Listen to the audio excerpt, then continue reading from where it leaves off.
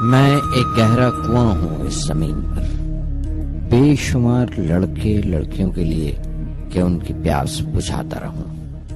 اس کی بے پناہ رحمت اسی طرح ذرے ذرے پر برستی ہے جیسے کنواں سب کی پیاس بجھاتا ہے۔ اتنی سی کہانی ہے میری، زین العابدین اور عاشی اماں کے بیٹے کی کہانی، اس لڑکے کی کہانی جو اخباریں بیچ کر اپنے بھائی کی مدد کرتا تھا، اس شاگرد کی کہانی جس کی پرورش شیو سبرمنی آئیر اور ایادورائی سولومن نے کی، اس ودیارتھی کی کہانی جسے پنڈلے ماسٹر نے تعلیم دی، ایم جی کے مینن اور پروفیسر سارا بھائی نے انجینئر کی پہچان دی، جو ناکامیوں اور مشکلوں میں پل کر سائنسدان بنا، اور اس رہنما کی کہانی جس کے ساتھ چلنے والے بے شمار قابل اور ہنرمند لوگوں کی ٹیم تھی۔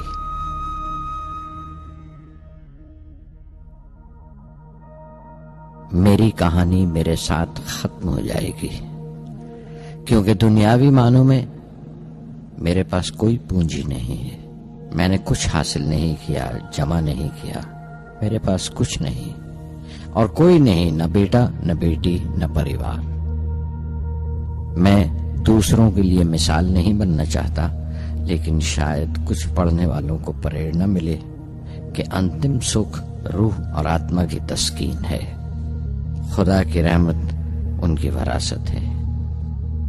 میرے پردادا اول، میرے دادا پکیر اور میرے والد زین العابدین کا خاندانی سلسلہ عبدالکلام پر ختم ہو جائے گا، لیکن خدا کی رحمت کبھی ختم نہیں ہوگی، کیونکہ وہ امر ہے، لافانی ہے۔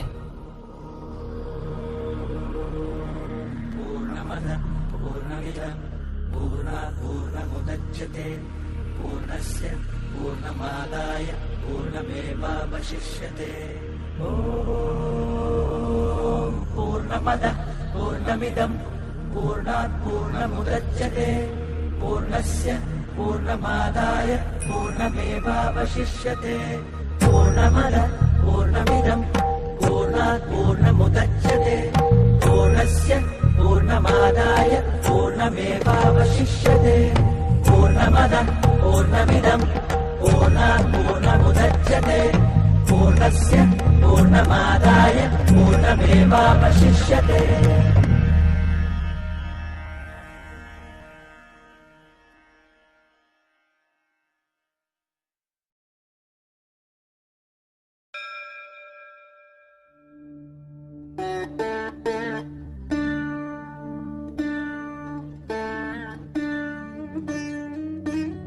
میں شہر رامیشورم کے ایک مڈل کلاس تمل خاندان میں پیدا ہوا۔ میرے ابا زین العابدین کے پاس نہ تعلیم تھی نہ دولت، لیکن ان مجبوریوں کے باوجود ایک دانائی تھی ان کے پاس اور حوصلہ تھا، اور میری ماں جیسی مددگار تھی عاشی اماں۔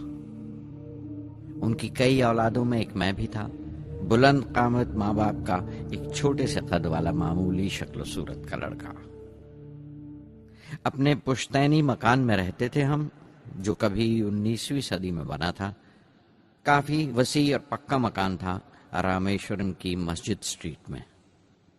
میرے ابا ہر طرح کے عیش و آرام سے دور رہتے تھے، مگر ضروریات کی تمام چیزیں میسر تھیں۔ سچ تو یہ ہے کہ میرا بچپن بڑا محفوظ تھا، مادی طور پر بھی اور جذباتی طور پر بھی، مٹیریلی اینڈ ایموشنلی۔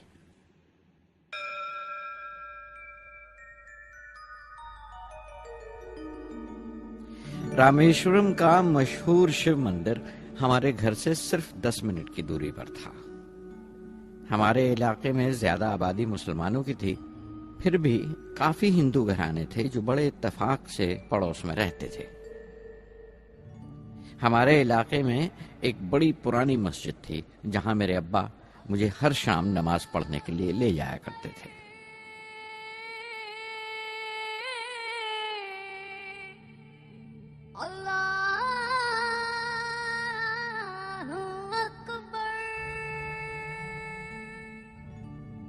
रामेश्वरम मंदिर के बड़े पुरोहित पक्षी लक्ष्मण शास्त्री मेरे अब्बा के पक्के दोस्त थे। मेरी बचपन की यादों में आंकी हुई एक याद ये भी थी कि अपने अपने रवायती लिबास में बैठे हुए वो दोनों कैसे रूहानी मसलों पर देर देर तक बातें करते रहते थे। मेरे अब्बा मुश्किल से मुश्किल रूहानी मामलों को भी तमिल की आम जबान में बयान कर लिया करते थे। एक बार मुझसे कहा था, जब आफत आए तो आफत की वजह समझने की कोशिश करो, मुश्किलें हमेशा खुद को परखने का मौका देती हैं।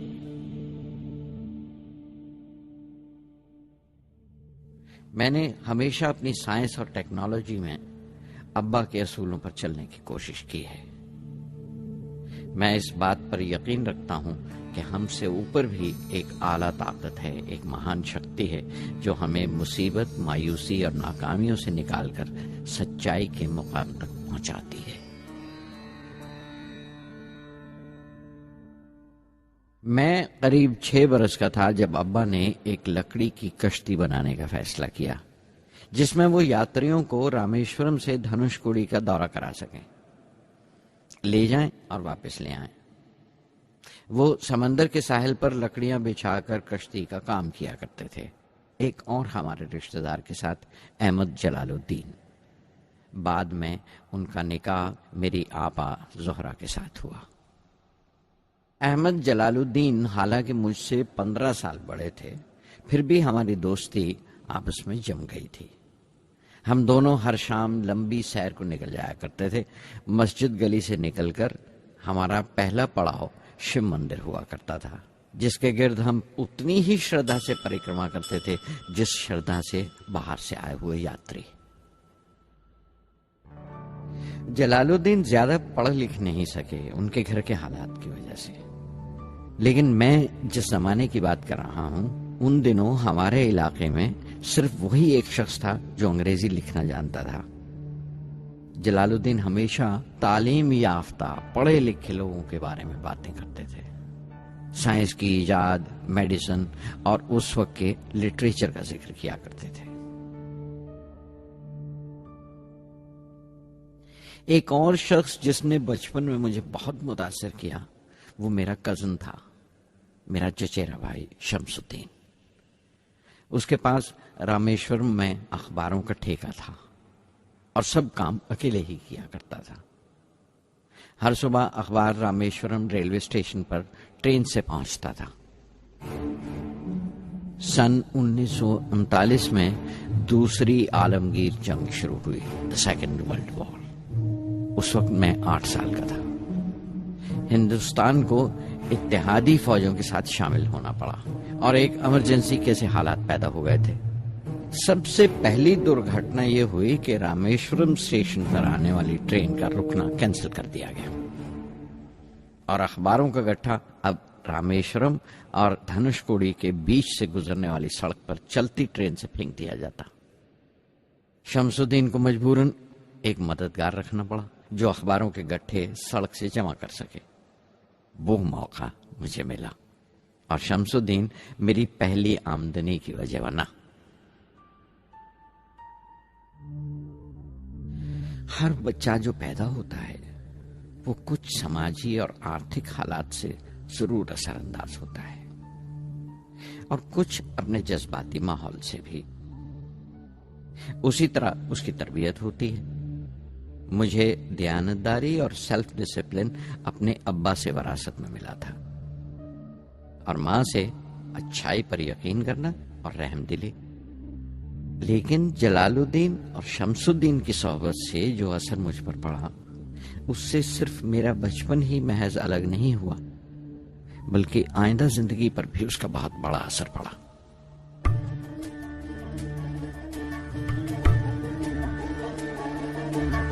தந்தை மகற்கு ஆற்றும் நன்றி அபயத்து முந்தி இருப்பச்செயல் தந்தை மகற்கு ஆற்றும் நன்றி அபயத்து முந்தி இருப்பச்செயல் இருப்பச்செயல் மகன் தந்தைக்கு ஆற்றும் உதவி இவன் தந்தை என்னோற்றார்கள்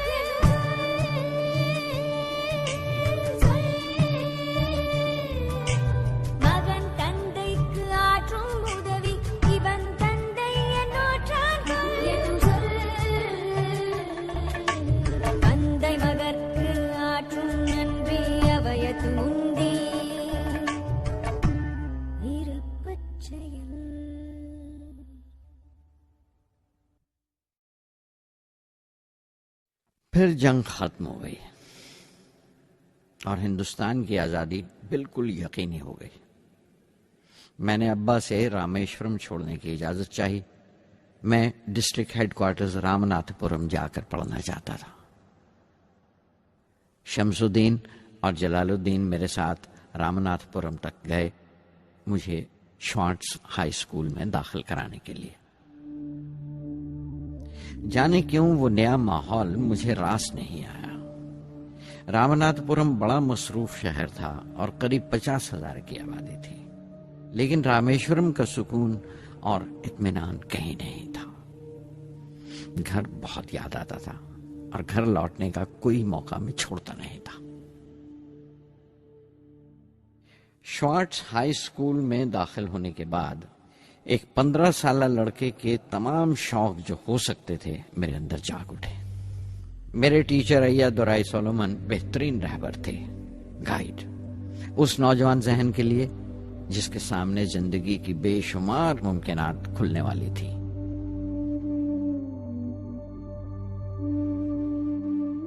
رامناتھ پورم کے اس عرصہ قیام میں ان سے میرا رشتہ استاد شاگرد یا گرو شیشیہ سے بھی آگے نکل گیا. ایا دورائی کہا کرتے تھے، زندگی کامیاب ہونے اور نتیجے حاصل کرنے کے لیے 3 طاقتوں پر قابو پانا بہت ضروری ہے: خواہش، یقین اور امید. ایا دورائی سولومن جو بعد میں ریورنٹ ہو گئے کہا کرتے تھے، اس سے پہلے کہ میں چاہوں کچھ ہو جائے یہ ضروری ہے کہ میرے اندر اس کی پوری شدت سے خواہش ہو اور یقین ہو کہ وہ ہوگا. میں اپنی زندگی سے اگر مثال دوں تو مجھے بچپن سے ہی آسمان کے اسرار اور پرندوں کی پرواز ہمیشہ حیران کرتی تھی، فیسینیٹ کرتی تھی. سمندر میں کونجوں اور بگلوں کو اونچی اڑانے لگاتے دیکھتا تھا تو اڑنے کو جی کرتا تھا. میں ایک سادہ لوگ گاؤں ہی کا لڑکا تو تھا، لیکن مجھے یقین تھا کہ ایک دن میں ضرور ان کونجوں کی طرح بلند اڑانے لگاؤں گا، بلندی پر پرواز کروں گا. اور حقیقت یہ ہے کہ رامیشورم سے اڑنے والا میں پہلا لڑکا تھا.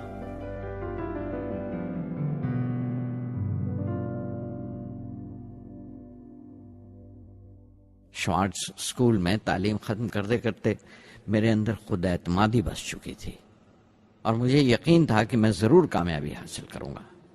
میں تعلیم آگے جاری رکھوں گا، اس میں کوئی دوسرا خیال نہیں تھا.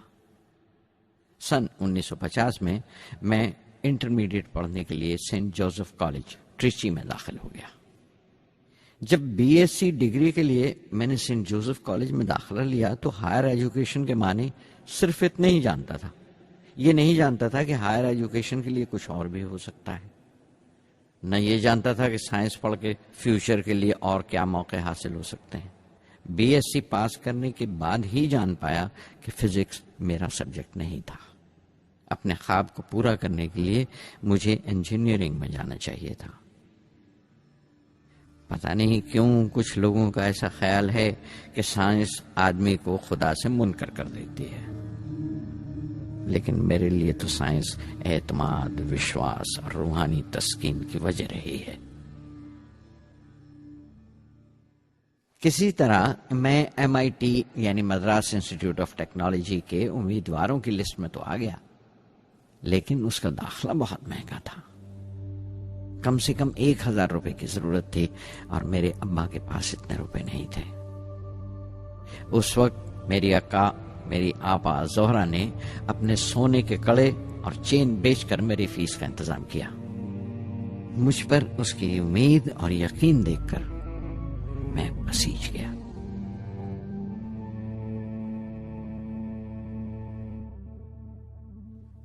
MIT میں سب سے زیادہ مزہ آیا.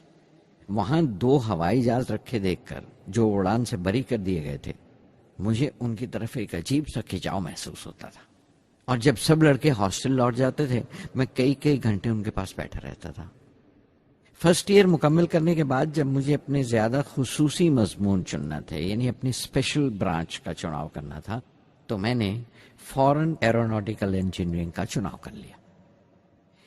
MIT کی تعلیم کے دوران مجھے 3 ٹیچرز نے بہت متاثر کیا: پروفیسر اسپونڈر، professor KAV Pandalai, professor Narasimha Rao. Professor اسپونڈر ٹیکنیکل ایروڈائنمکس سکھاتے تھے۔ ایروناٹیکل انجینئرنگ میں داخلے سے پہلے میں نے ان سے صلاح لی تھی۔ انہوں نے سمجھایا تھا کہ مجھے مستقبل کا فیصلہ کرنے سے پہلے مستقبل کی ممکنات کے بارے میں نہیں سوچنا چاہیے، بلکہ سوچنا چاہیے ایک اچھی بنیاد کے لیے اور اپنے رجحان اور اشتیاق کے بارے میں کہ اس میں کتنی شدت ہے، میرے ایپٹیچیوڈز اور ایسپریشن میں کتنی انٹینسٹی ہے۔ میں خود بھی ہونے والے انجینئرنگ اسٹوڈنٹس سے کہنا چاہتا ہوں کہ جب وہ اپنا اسپیشلائزیشن کا چناؤ کریں تو یہ دیکھیں کہ ان میں کتنا شوق ہے، کتنا اتساہ ہے اور لگن ہے اس شعبے میں جانے کے لیے۔ پروفیسر KAV پنڈلے نے مجھے ایرو اسٹرکچر ڈیزائن سکھایا اور اس کا تجزیہ بھی، وشلیشن، انالیسس بھی۔ وہ بڑے خوش دل اور دوست ٹیچر تھے اور ہر سال کوئی نہ کوئی نیا طریقہ، نیا نظریہ لے کر آتے تھے کورس میں۔ پروفیسر نرسنگھ راؤ میتھمیٹیشین تھے، وہ ایروڈائنمکس کی تھیوری سکھایا کرتے تھے۔ ان کی کلاس میں داخل ہو کر مجھے میتھمیٹیکل فزکس باقی تمام سبجیکٹس سے زیادہ اچھا لگنے لگا۔ سادھر سنگی ہری ہری نام چتارا چتارا، سادھر سنگی ہری ہری نام چتارا، سہج آنند ہوے دنو راتی، انکر بھلو ہمارا، سادھر سنگی سادھر سنگی۔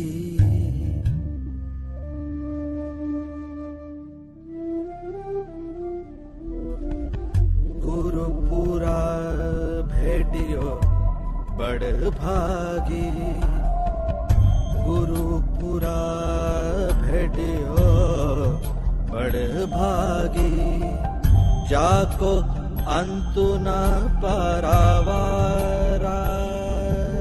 انت نہ پاراوارا، نانک سرنی گہی سوامی کی، پنہ پنہ نمسکار، سادھر سنگی سادھر سنگی۔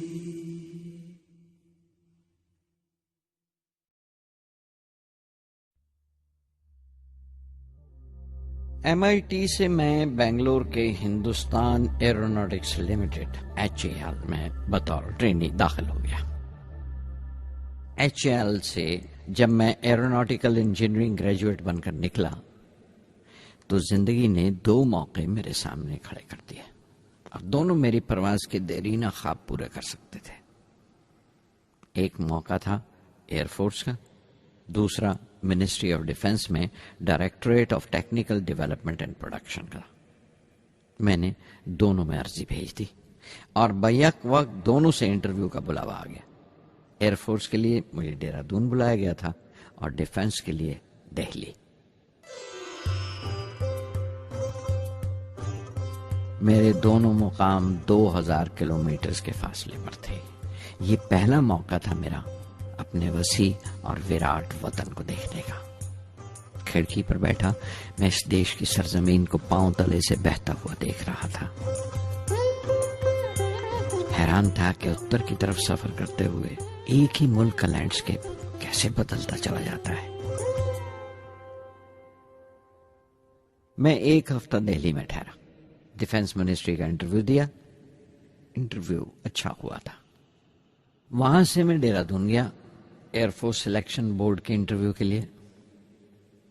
25 امیدواروں میں 9ویں نمبر پر آیا۔ میرا دل بیٹھ گیا، بہت مایوس ہوا اور کئی دن تک افسوس رہا کہ ایئر فورس میں جانے کا موقع میرے ہاتھ سے نکل گیا. میں رشیکیش چلا گیا، دل پر یہ بوجھ لے کر کہ آنے والے دن بڑے سخت ہوں گے.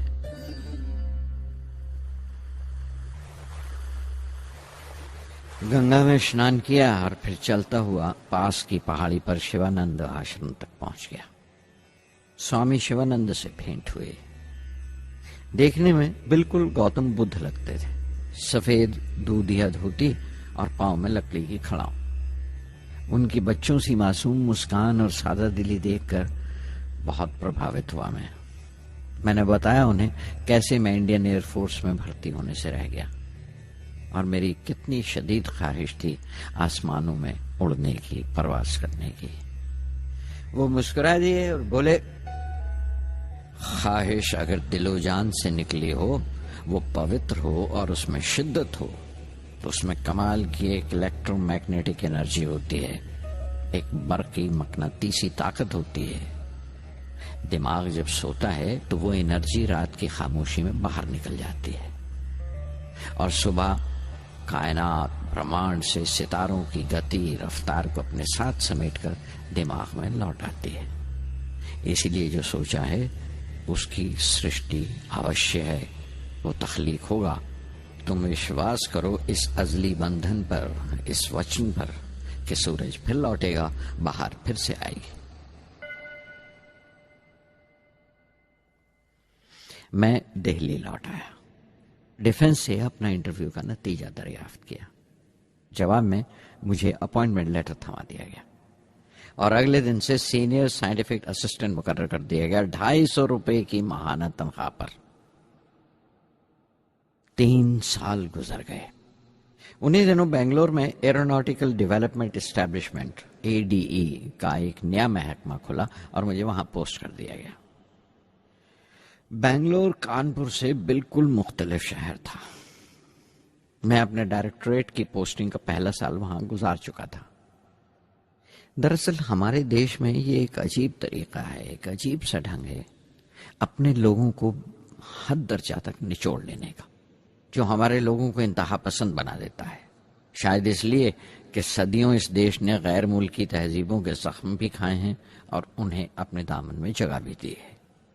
الگ الگ حکمرانوں سے وفا کرتے کرتے ہم اپنی حیثیت، اپنی یکتائی کھو بیٹھے ہیں.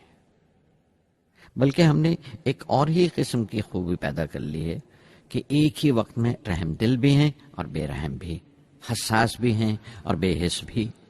جتنے گہرے ہیں اتنے ہی سطحی. اوپر سے دیکھو تو ہم بڑے خوش رنگ اور خوبرو نظر آتے ہیں، لیکن کوئی غور سے دیکھے تو اپنے حکمرانوں کی ایک بے ڈھب نقل سے زیادہ کچھ نہیں ہے. میں نے کانپور میں کلے میں دبائے ہوئے پان والے نواب واجد علی شاہ کے نقلچی بہت دیکھے ہیں، اور بنگلور میں فرنگیوں کے انداز میں کتے کی زنجیر تھامے ٹہلتے ہوئے صاحبوں کی کمی نہیں تھی. بنگلور میں رہ کر میں رامیشورن کی سکون اور گہرے شانت واتاورن کے لیے ترستا تھا.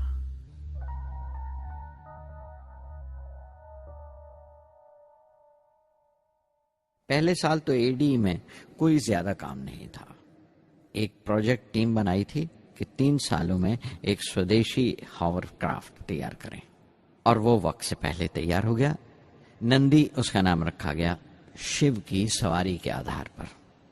اس کا ڈیزائن ہماری امید سے زیادہ اچھا تھا، لیکن میں سخت مایوس ہوا جب آپسی کنٹروورسیز کی بنا پر سارا پروجیکٹ بالائے طاق رکھ دیا گیا، بند کر دیا گیا. Professor MGK Menon, Tata institute of fundamental research کے ڈائریکٹر، ایک روز اچانک ہی ہماری جانچ پڑتال کو آ پہنچے. نندی کا ذکر نکلا. مجھ سے پوچھ تاچھ کرتے ہوئے انہوں نے خواہش ظاہر کی ایک 10 منٹ کی اڑان کے لیے. اس کے 1 ہفتہ بعد کی بات ہے، مجھے انکوسپار سے بلاوا آ گیا، the Indian committee for space research. میں بمبئی چلا گیا راکٹ انجینئر کی پوسٹ کے لیے انٹرویو دینے. میرا انٹرویو لینے والے ڈاکٹر وکرم سارا بھائی اور پروفیسر MGK مینن کے علاوہ مسٹر سراف تھے، جو اس وقت ایٹمک انرجی کمیشن کے ڈپٹی سیکرٹری کے عہدے پر تھے. ڈاکٹر سارا بھائی کی گرم جوشی نے پہلی ہی ملاقات میں میرا دل موہ لیا۔ اگلے ہی دن مجھے خبر مل گئی کہ میں چن لیا گیا۔ مجھے انکوسپار میں راکٹ انجینئر کی حیثیت سے شامل کر لیا گیا تھا۔ سن 1962 کے دیرینہ حصے میں کہیں انکوسپار نے تھمبا میں ایکویٹوریل راکٹ لانچنگ سٹیشن بنانے کا فیصلہ کیا۔ تھمبا کیرلا میں تریویندرم سے پرے ایک دور دراز کے اونگتے سے گاؤں کا نام ہے۔ ہندوستان میں یہ ماڈرن راکٹ بیسڈ ریسرچ کی ایک دبی سی ابتدا تھی، ہلکی سی شروعات۔ اس کے فوراً بعد ہی مجھے 6 ماہ کے لیے امریکہ بھیج دیا گیا، ناسا میں راکٹ لانچنگ کی ٹریننگ کے لیے۔ جانے سے پہلے میں تھوڑا سا وقت نکال کر رامیشورم گیا۔ میرے ابا میری اس کامیابی کے لیے بہت خوش ہوئے اور مجھے اسی مسجد میں لے جا کر شکرانے کی نماز ادا کی۔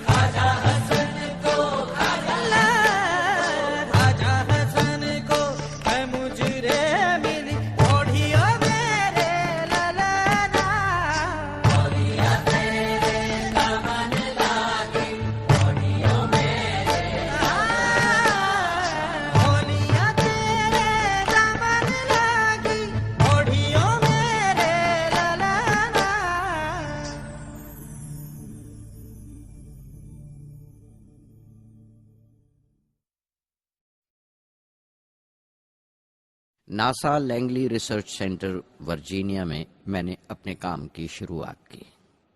بعد میں گودارڈ اسپیس فلائٹ سینٹر میری لینڈ چلا گیا۔ میں اپنا امپریشنز امریکنز کے بارے میں بینجامن فرینکلن کے اس جملے سے بیان کر سکتا ہوں: جن باتوں سے تکلیف ہوتی ہے ان سے تعلیم بھی ملتی ہے۔ ہندوستانی تنظیموں میں، یہاں کی آرگنائزیشنز میں ایک بڑی مشکل ہے۔ جو اوپر ہیں وہ بڑے مغرور ہیں، اپنے سے چھوٹوں کی، جونیئرز اور سب آرڈینیٹس کی رائے لینا اپنی حد تک سمجھتے ہیں۔ کوئی شخص بھی اپنی خوبی دکھا نہیں سکتا اگر آپ اسے ملامت ہی کرتے رہیں۔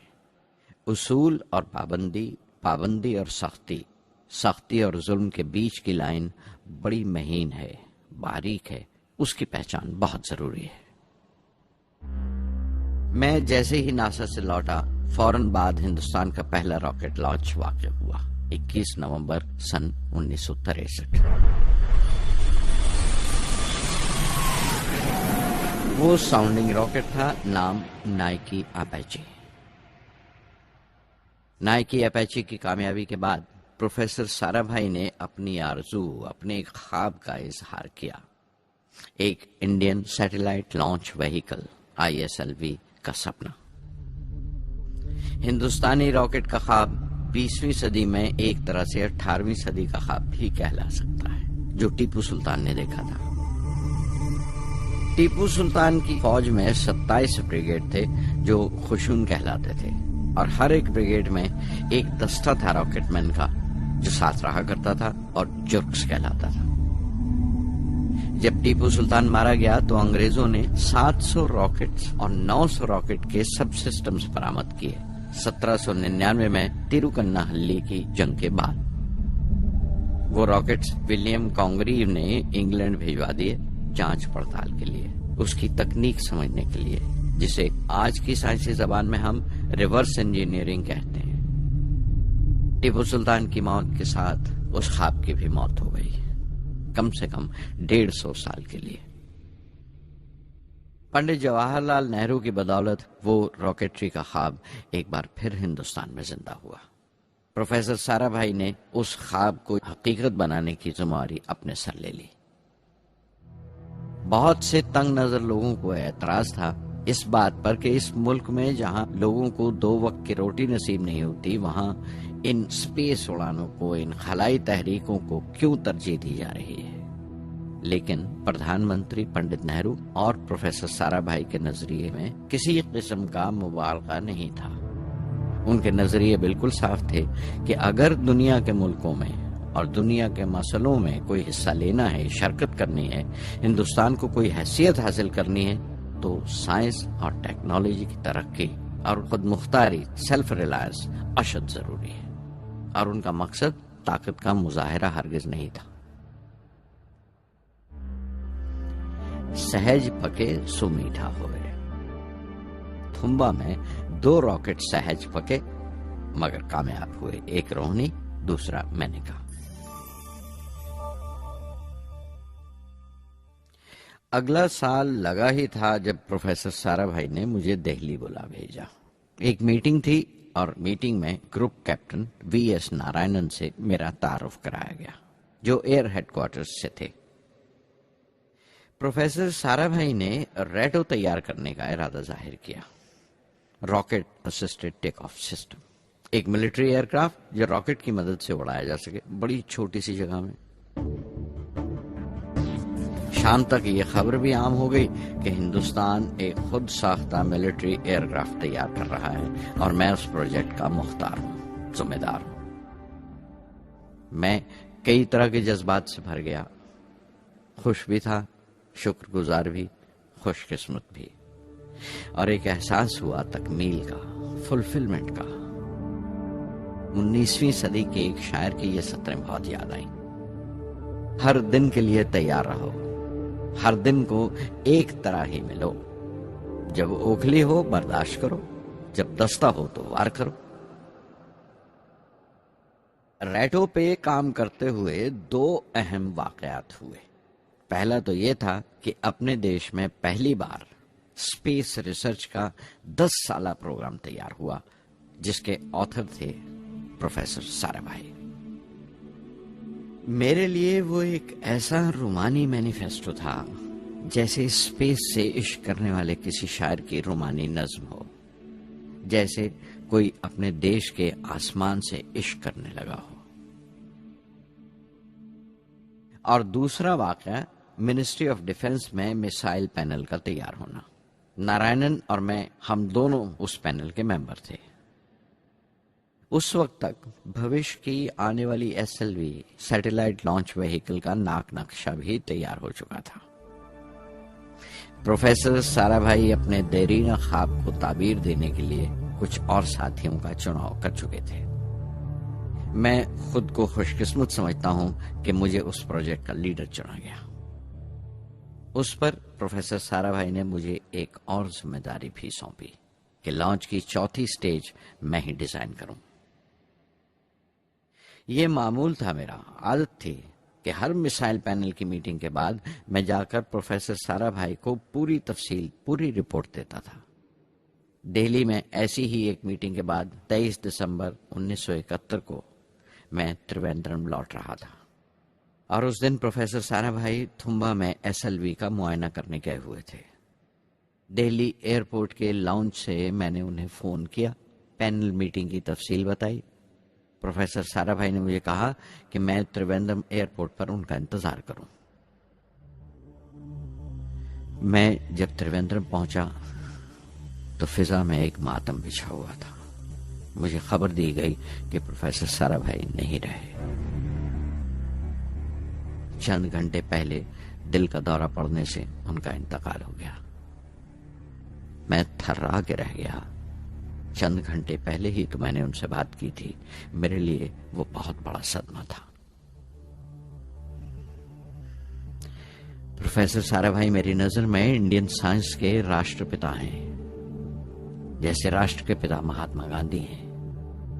انہوں نے اپنی ٹیم سے رہنما پیدا کیے اور خود اپنے عمل سے ان کے لیے مثال ثابت ہوئے۔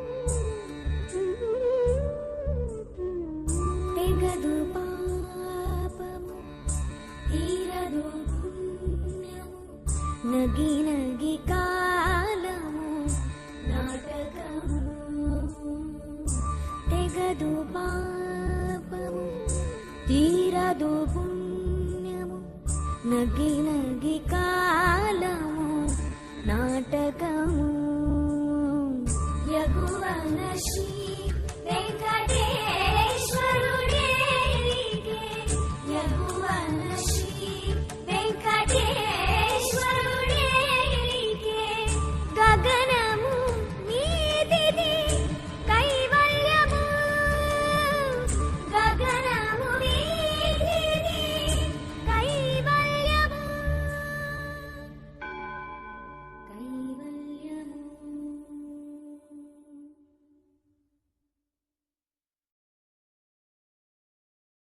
कुछ अरसा प्रोफेसर MG के मेनन ने स्पेस रिसर्च का काम संभाला। बिलाखिर प्रोफेसर सतीश धवन को Indian space research organisation ISRO की जिम्मेदारी सौंप दी गई। तुम्बा का पूरा कॉम्प्लेक्स एक बड़े पैमाने पर स्पेस सेंटर बना दिया गया और Vikram Sarabhai space centre VSSC का नाम दिया गया। जिसने वो सेंटर कायम किया था उसी के नाम से उस जगह की श्रद्धांजलि पेश की गई। मशहूर मेटलर्जिस्ट डॉक्टर ब्रह्म प्रकाश VSSC के पहले डायरेक्टर मुकर्रर हुए। कोई भी शख्स अपनी जिम्मेवारी में तभी कामयाब हो सकता है अगर वो बारसूख हो, मोतबर हो और अपने फैसलों के लिए उसे सही हद तक आजादी हो। शायद निजी जिंदगी में भी तसल्ली का यही एक रास्ता है, आजादी और जिम्मेवारी एक साथ हो, तभी वो तस्कीन और खुशी का बायस हो सकती है।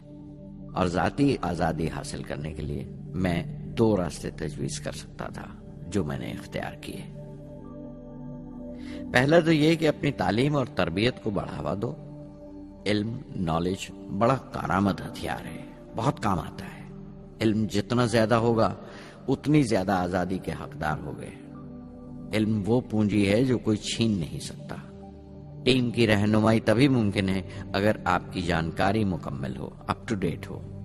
कामयाब रहनुमा बनने के लिए जरूरी है कि दिन का काम जब खत्म हो आप पिछले काम का जायजा लें, अगले दिन के काम की तैयारी करें। दूसरा तरीका यह है कि अपने काम को अपना फख्र समझें, गर्व समझें और जरूरी है कि अपने अंदर की शक्ति की सही जानकारी हो। जो करो उस पर यकीन रखो या जिस पर यकीन हो वही करो, वरना दूसरों के ईमान का शिकार बनते रहोगे। SLV प्रोजेक्ट के पहले 3 सालों में साइंस के बहुत से नए नए इसरार खुले और आहिस्ता आहिस्ता साइंस और टेक्नोलॉजी का फर्क समझ आने लगा। रिसर्च और अमल, डेवलपमेंट का फासला पता चलने लगा। किसी भी इजाद में गलतियां होना लाजमी है, लेकिन हर गलती कामयाबी की तरफ एक और कदम उठाती है, एक और सीढ़ी बन जाती है। किसी भी तख्लीक की तरह SLV 3 की तख्लीक भी कई दर्दनाक लम्हों से गुजरी। एक रोज जब मैं और मेरे तमाम साथी अपने कामों में पूरी तरह डूबे हुए थे, मेरे घर से एक मौत की इत्तला पहुंची। मेरे दोस्त और हमदर्द मेरे बहनोई जलालुद्दीन का इंतकाल हो गया था। कुछ देर के लिए तो मैं सुन्न होकर रह गया, मेरी आंखों में अंधेरा छा गया। थोड़ी देर बाद जब अपने चौगिरदे का एहसास हुआ तो महसूस किया जैसे मेरी हस्ती का एक हिस्सा मर गया था। रात की रात बसों में सफर करता हुआ अगली सुबह मैं रामेश्वरम पहुंचा। जोहरा को क्या तसल्ली देता और क्या सब्र देता अपनी भांजी महबूबा को जो रो रो कर हलकान हो रही थी। मेरी आंखों के सोते पहले ही सूख चुके थे। थुम्बा लौटकर बहुत दिनों तक सारा कामकाज, सारी मसरूफियत बेमानी लगने लगी। बहुत दिनों तक बहुत मलाल लगा, सब बेमानी लगता था। प्रोफेसर धवन देर देर तक हौसला देते थे, कहते SLV पर जैसे जैसे काम आगे बढ़ेगा मुझे सब्र महसूस होगा और ये मायूसी कम होते होते गुजर जाएगी। 1976 में मेरे अब्बा ज़ैनुल आबदीन 102 साल की उम्र में वहीं रामेश्वरम में इंतकाल फरमा गए। 15 पौधे पोतियां छोड़ कर गए थे पीछे, और एक पड़पोता। दुनियावी तौर पर वो सिर्फ एक और बुजुर्ग की मौत थी। कोई बड़ा मातम नहीं हुआ, झंडा नहीं उतारा गया, न अखबारों ने स्याह हाशिए दिए, न सियासतदान थे वो, न विद्वान कोई, न कोई बड़े सरमायादार। एक सीधे सादे इंसान थे, फरिश्ता सिफत, और हर उस बात की वजह थे जो दानाई और पारसाई की राह दिखाती है।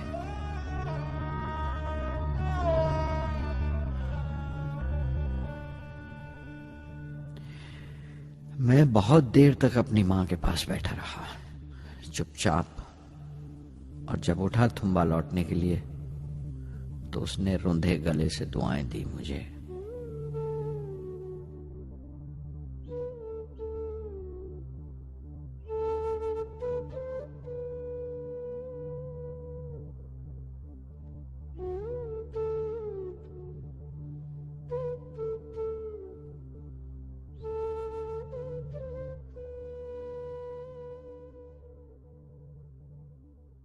SLV-3 अपोजी रॉकेट जो फ्रांस से उड़ाई जाने वाली थी, अचानक कुछ मुश्किलों का शिकार हो गई। मुझे फौरन फ्रांस जाना पड़ा। मैं रवाना होने ही वाला था कि मेरी मां की मौत की खबर पहुंची। यके बाद दीगरे 3 मौतें हो गई मेरे घर में। उस वक्त मुझे अपने काम में पूरे ध्यान की जरूरत थी। 100% लगन से काम करने की ख्वाहिश किसी और लगन की गुंजाइश नहीं छोड़ती। मुकम्मल नीति और पूरी लगन से SLV-3 का ख्वाब 1979 के दरमियान में जाकर पूरा हुआ।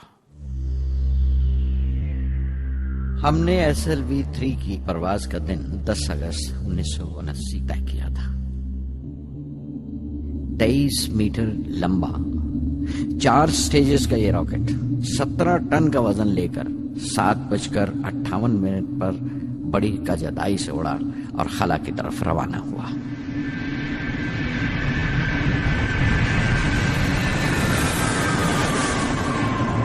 पहली स्टेज हर तरह से पुख्ता निकली और बड़े आराम से रॉकेट दूसरी स्टेज में दाखिल हो गया। हम सब दम बखुद रह गए, सांस रोके बैठे थे। हमारे बरसों का ख्वाब आसमान की तरफ सफर कर रहा था। अचानक हमारे ख्वाब में दरार आई, हमारा सुकूत टूटा, हमारी खामोशी टूटी। दूसरी स्टेज काबू से बाहर होने लगी थी। 317 सेकंड के बाद परवाज टूट गई। मेरी मेहनत और उम्मीद चौथी स्टेज को साथ लेकर तमाम मलबा श्री हरिकोटा से 560 किलोमीटर दूर समंदर में जाके गिरा।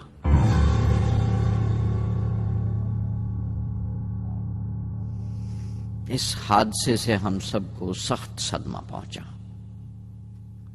मैं गम और गुस्से से भर गया, नुचड़ गया, बिल्कुल जिस्मानी तौर पर भी और जहनी तौर पर भी। मैं सीधा अपने कमरे में गया और बिस्तर में धंस गया। मैंने अपने कंधे पर एक दिलासे का हाथ महसूस किया तो आंख खोली। दोपहर ढल चुकी थी, शाम करीब थी।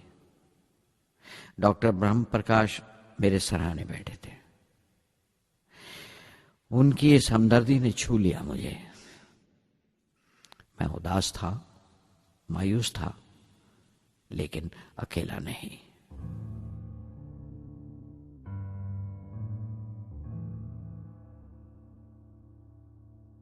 हर शख्स तकनीकी जमा तफरीक और बहस मुबाहसे के बाद मुतमईन हो चुका था, संतुष्ट हो चुका था, लेकिन मुझे इत्मीनान न आया और मुसलसल बेचैन रहा। मैं बेसाख्ता खड़ा हो गया और एतराफ किया प्रोफेसर धवन के सामने, सर, मेरे साथियों को नाकामयाबी की वजह दरियाफ्त हो जाने से इत्मीनान हो गया, लेकिन मैं उसे काफी नहीं समझता। इस मिशन के डायरेक्टर की हैसियत से इस गलती को भी मैं अपनी जिम्मेवारी समझता हूं। SLV-3 की नाकामयाबी की जिम्मेवारी मेरी है।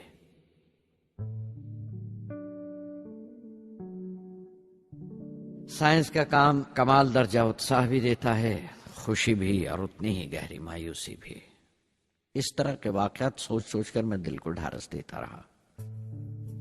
یہ خیال کہ انسان چاند پر اتر سکتا ہے سب سے پہلے ایک روسی سائنٹسٹ نے سوچا تھا۔ اسے حقیقت بننے میں 40 سال گزر گئے جب امریکہ نے اسے پورا کیا۔ پروفیسر چندر شیکھر نے چندر شیکھر لمٹ کا آوشکار کیا تھا 1930 میں جب کیمبرج میں پڑھ رہے تھے، لیکن 50 سال بعد انہیں اسی ڈسکوری پر نوبل پرائز ملا۔ وان براون اپنی سیٹرن لانچ وہیکل سے آدمی کو چاند پر اتارنے سے پہلے کتنی ساری ناکامیوں سے گزرے ہوں گے۔ پہاڑ کی چوٹی پر اترنے سے پہاڑ پر چڑھنے کا تجربہ نہیں ملتا۔ زندگی پہاڑ کی چڑھانوں پر ملتی ہے، چوٹی پر نہیں۔ چڑھانوں پر ہی تجربے ملتے ہیں اور زندگی منچتی ہے اور ٹیکنالوجی ترقی کرتی ہے۔ چوٹی پر پہنچنے کی کوشش ہی میں چڑھانوں کا علم حاصل ہوتا ہے۔ میں ایک ایک قدم چلتا رہا، چڑھتا رہا چوٹی کی طرف۔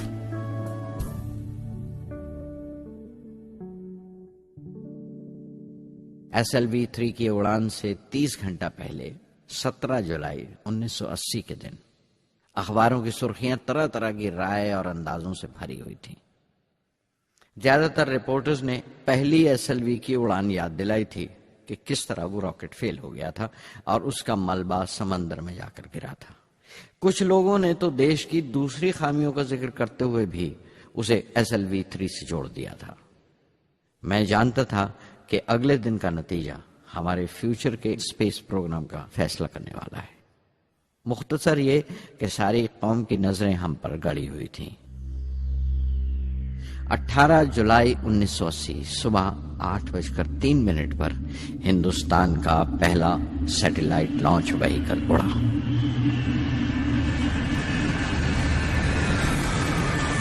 میں نے روہنی سیٹلائٹ کا تمام ڈیٹا کمپیوٹر پر جانچا۔ اگلے 2 منٹ کے اندر روہنی انترکش میں تھا۔ اس تمام شور و غل کے بیچ میں نے اپنی زندگی کے سب سے اہم الفاظ ادا کیے۔ میں مشن ڈائریکٹر بول رہا ہوں، ایک ضروری خبر سننے کو تیار رہو۔ چوتھی سٹیج کامیابی کے ساتھ روہنی سیٹلائٹ کو لے کر انترکش میں داخل کر رہی ہے۔ میں بلاک سے باہر آیا تو میرے ساتھیوں نے مجھے کندھوں پر اٹھا لیا اور نعرے لگاتے ہوئے جلوس نکالا۔ ساری قوم میں ایک جوش کی لہر دوڑ گئی۔ ہندوستان ان چند قوموں میں شامل ہو گیا تھا جن کے پاس سیٹلائٹ لانچ کی قابلیت تھی۔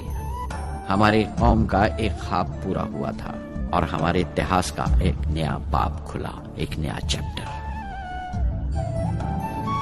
پردھان منتری اندرا گاندھی نے مبارکباد کا تار بھیجا اور سب سے زیادہ ہندوستان کے سائنسدان خوش تھے کہ یہ پوری کوشش سودیشی تھی، ہماری اپنی تھی۔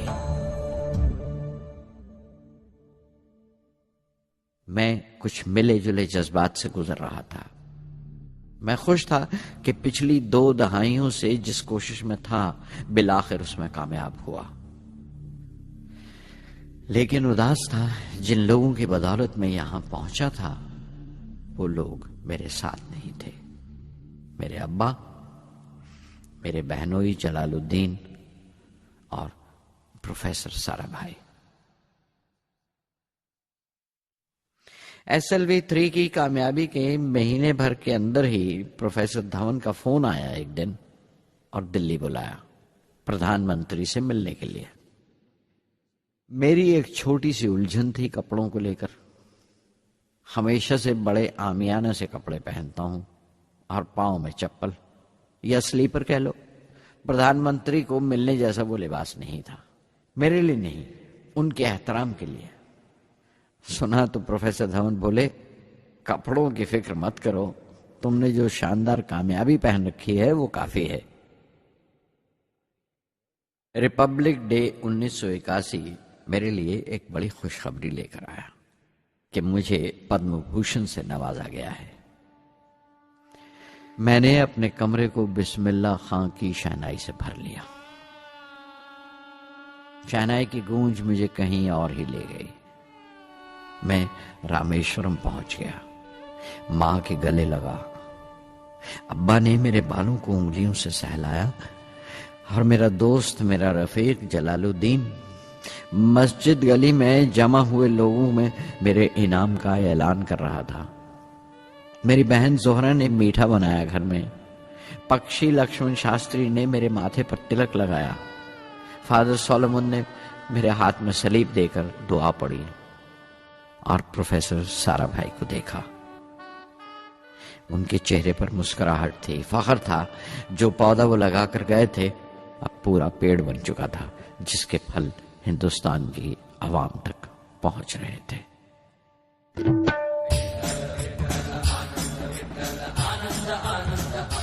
ओ आनंदाचे डोही आनंद तरंग, आनंदाचे डोही आनंद तरंग, आनंदाची अंग, आनंदाचे आनंदाची अंग, आनंदाचे आनंदाचे डोही आनंद तरंग, आनंदाचे डोही आनंद तरंग।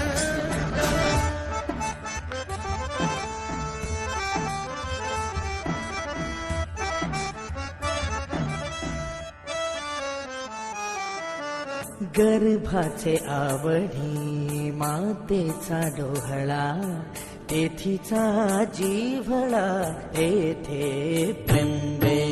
गर्भाचे आवडी मातेचा डोहळा, तेथीचा जीवळा तेथे प्रेंबे। तुका म्हणे तैसा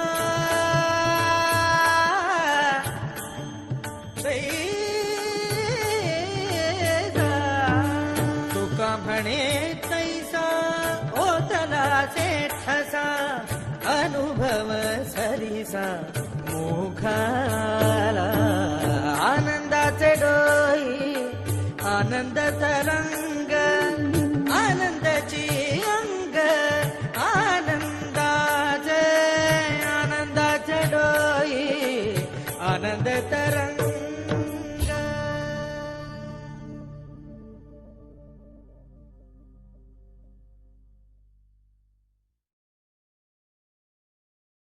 पहली जून 1982 मैंने defence research and development laboratory DRDL की जिम्मेवारी संभाल ली।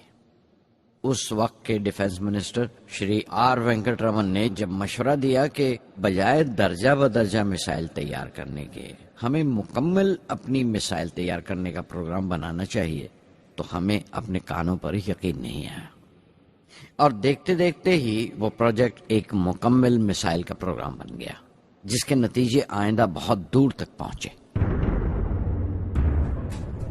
हर एक प्रोजेक्ट का नाम हिंदुस्तान की खुद मुख्तारी, सेल्फ रिलायंस का सबूत था। सरफेस टू सरफेस मिसाइल का नाम पृथ्वी रखा गया, टैक्टिकल कोर व्हीकल को त्रिशूल का नाम दिया गया, surface to air defence system आकाश कहलाया, एंटी टैंक मिसाइल प्रोजेक्ट को नाग के नाम से पुकारा गया और मेरे देरीना ख्वाब रेक्स को यानी re entry experiment launch vehicle को मैंने अग्नि का नाम दिया। मिसाइल टेक्नोलॉजी का हुनर दुनिया की कुछ चुनी हुई कौमों के पास ही था। वो बड़े ताज्जुब से हमारी तरफ देख रहे थे कि हम क्या करने जा रहे हैं और कैसे करेंगे। हम एक मीटिंग में बैठे हुए अपने मकसद को पूरा करने के लिए 1984 की निशानदेही कर रहे थे जब डॉक्टर ब्रह्म प्रकाश की मौत की खबर आई। मेरे लिए वो एक और सदमा था। पहली SLV की नाकामी के वक्त जिस तरह उन्होंने ढारस दी थी मुझे, वो याद करके मैं और ज्यादा गमगीन हो गया।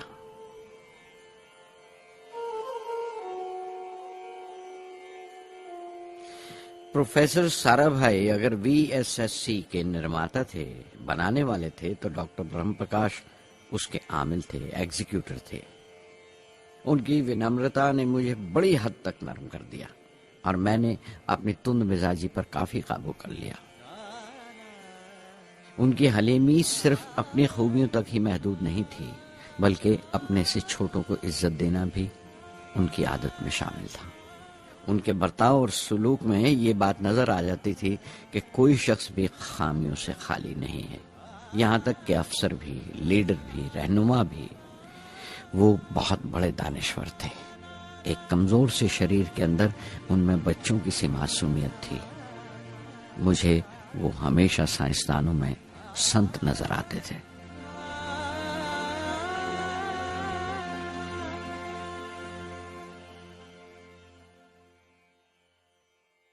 پرتھوی کا کام اپنی تکمیل کو پہنچ رہا تھا جب ہم 1988 میں داخل ہوئے۔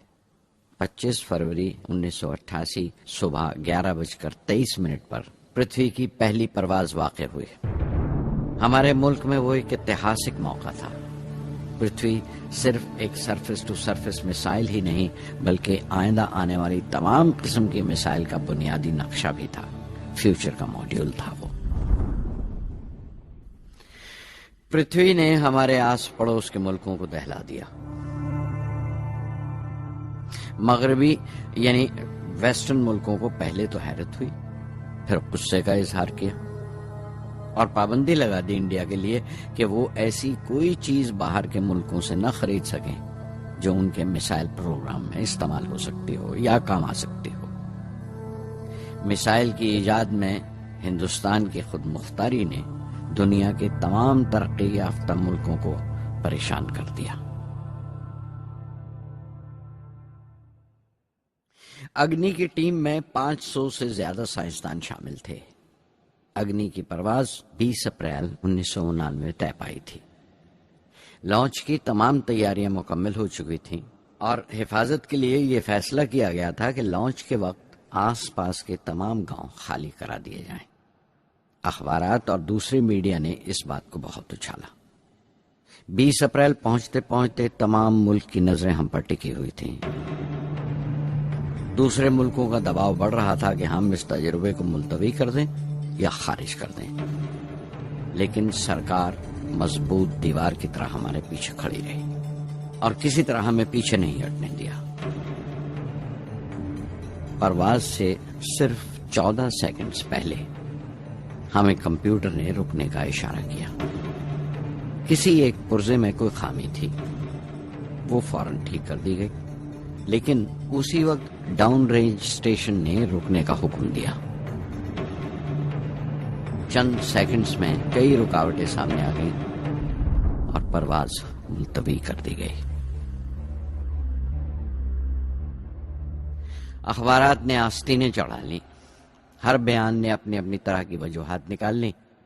کارٹونسٹ سدھیر دار نے ایک کارٹون شائع کیا جس میں ایک خریدار کچھ سامان دکاندار کو واپس کرتے ہوئے کہہ رہا تھا، اگنی کی طرح وہ بھی نہیں چلی۔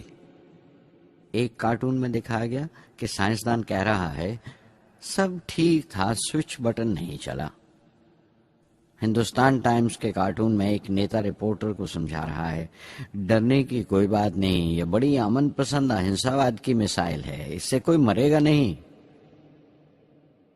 قریب 10 روز دن رات کام چلا میسائل کی درستی پر، اور آخرکار سائنسدانوں نے ایک نئی تاریخ طے کی اگنی کی پرواز کے لیے۔ مگر پھر وہی ہوا، 10 سیکنڈ پہلے کمپیوٹر نے رکاوٹ کا اشارہ کیا، پتہ چلا ایک پرزہ کام نہیں کر رہا ہے۔ پرواز پھر ملتوی کر دی گئی۔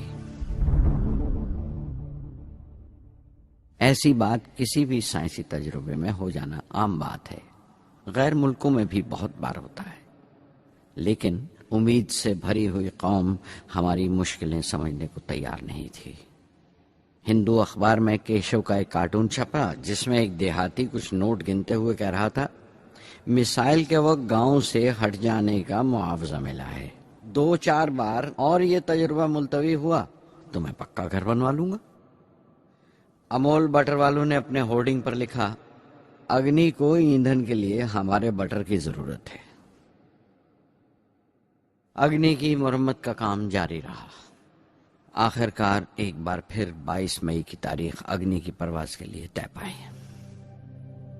اس کی پچھلی رات ڈاکٹر اروناچلم، جنرل کے این سنگھ اور میں ڈیفنس منسٹر کے سی پنت کے ساتھ چہل قدمی کر رہے تھے۔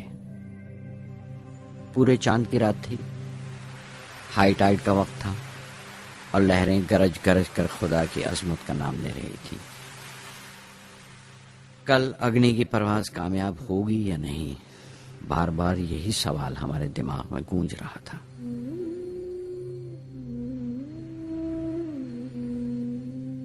ڈیفنس منسٹر نے ایک لمبی خاموشی کو توڑتے ہوئے پوچھا، کلام، کل اگنی کی کامیابی منانے کے لیے کیا چاہتے ہو تم؟ میں کیا چاہتا تھا؟ کیا تھا جو نہیں تھا میرے پاس؟ اپنے خوشی کے اظہار کے لیے مجھے کیا کرنا چاہیے؟ اور اچانک مجھے جواب مل گیا، ہم 1,00,000 پیڑوں کی کونپلیں لگائیں گے، میں نے کہا، اور ان کے چہرے پر رونق آ گئی۔ تم اپنی اگنی کے لیے دھرتی ماں کا آشیرواد چاہتے ہو، بولے، کل یہی ہوگا۔ انہوں نے پیشن گوئی کی۔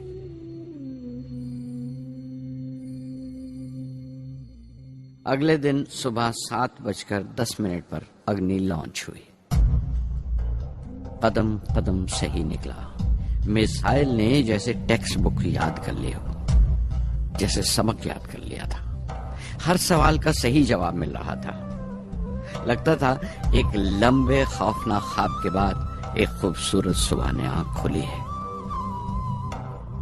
5 سال کی مشقت کے بعد ہم اس لانچ پیڈ پر پہنچے تھے۔ اس کے پیچھے 5 لمبے سالوں کی ناکامیابی، کوششیں اور امتحان کھڑے تھے۔ اس کوشش کو روک دینے کے لیے ہندوستان نے ہر طرح کے دباؤ برداشت کیے تھے، لیکن ہم نے کر دکھایا جو کرنا تھا۔ میری زندگی کا سب سے قیمتی لمحہ تھا وہ مٹھی بھر سیکنڈز، 600 سیکنڈ کی وہ پرواز جس نے ہماری برسوں کی تھکان دور کر دی، برسوں کی محنت کو کامیابی کا تلک لگایا۔ اس رات میں نے اپنی ڈائری میں لکھا، اگنی کو اس نظر سے مت دیکھو، یہ صرف اوپر اٹھنے کا سادھن نہیں ہے، نہ شکتی کی نمائش ہے۔ اگنی ایک لو ہے جو ہر ہندوستانی کے دل میں جل رہی ہے۔ اسے مثال مت سمجھو، یہ قوم کے ماتھے پر چمکتا ہوا آگ کا سنہری تلک ہے۔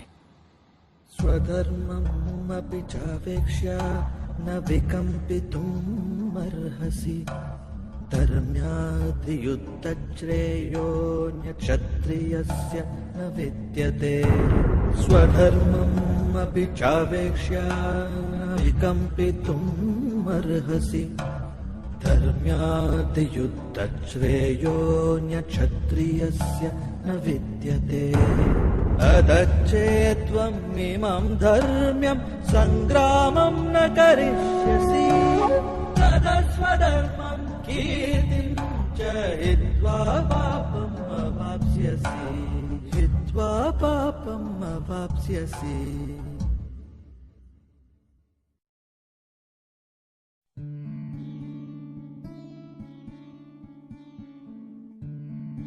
انیس 1990 کے ریپبلک ڈے پر دیش نے میزائل پروگرام کی کامیابی کا جشن منایا۔ مجھے پدم وبھوشن سے نوازا گیا اور ڈاکٹر اروناچلم کو بھی۔ 10 سال پہلے پدم بھوشن کی یادیں ایک بار پھر ہری ہو گئیں۔ رہن سہن میرا اب بھی ویسا ہی تھا جیسا تب تھا۔ 10x12 کا ایک کمرہ کتابوں سے بھرا ہوا اور کچھ ضرورت کا فرنیچر جو کرائے پر لیا تھا۔ فرق اتنا ہی تھا کہ تب یہ کمرہ تریویندرم میں تھا، اب حیدرآباد میں۔ ویٹر میرا ناشتہ لے کر آیا، اڈلی اور چھاچھ، اور آنکھوں میں ایک خاموش مسکراہٹ، مبارکباد کی۔ میں اپنے ہم وطنوں کی اس نوازش سے چھلک گیا۔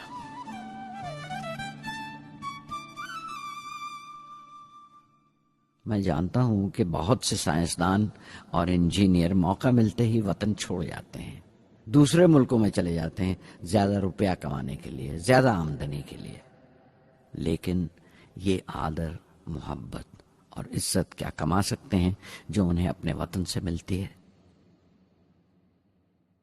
15 اکتوبر 1991 میں 60 سال کا ہو گیا۔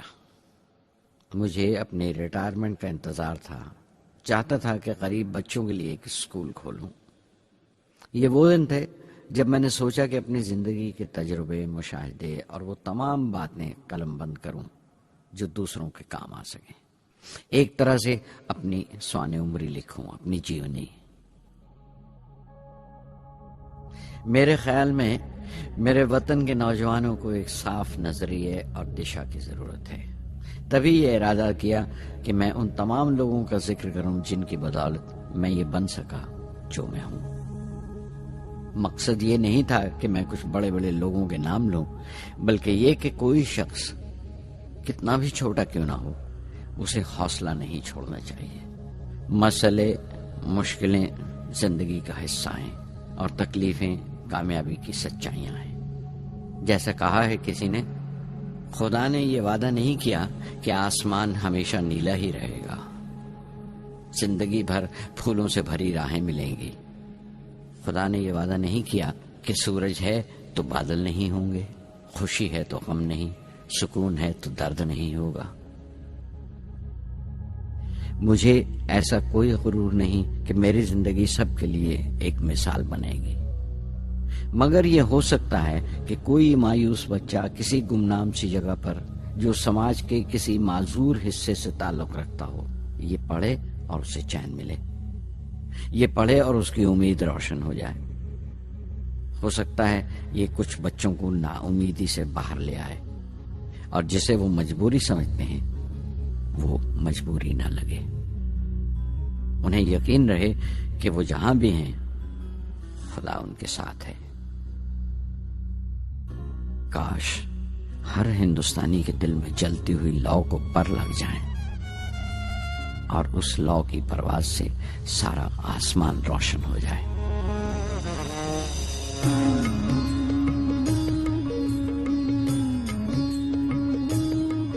یہ زمین میری، میرا آسماں، بڑا خوبصورت ہے جہاں۔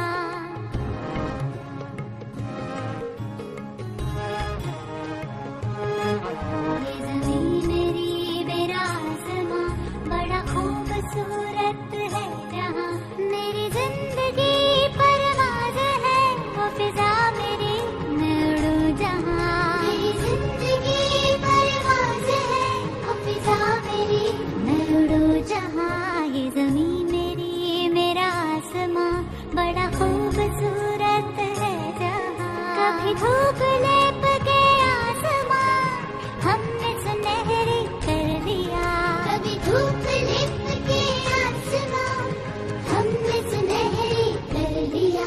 پھر دھوپ باندھ کے پاؤں میں ہم اڑے ہیں ٹھنڈی ہواؤں میں۔ زمین میری، میرا آسماں، بڑا خوبصورت ہے جہاں۔ کبھی وقت اٹھا کے سروں پہ ہم اور آگ لے کے پروں پہ ہم، کبھی وقت اٹھا کے سروں پہ ہم اور آگ لے کے پروں پہ ہم۔ کبھی چھانی کھالی خلا کہیں، ہم اڑے جہاں پہ ہوا نہیں۔ زمین میری، میرا آسماں، بڑا خوبصورت ہے جہاں۔ میری زندگی پرواز ہے، میری زندگی پرواز ہے، وہ فضا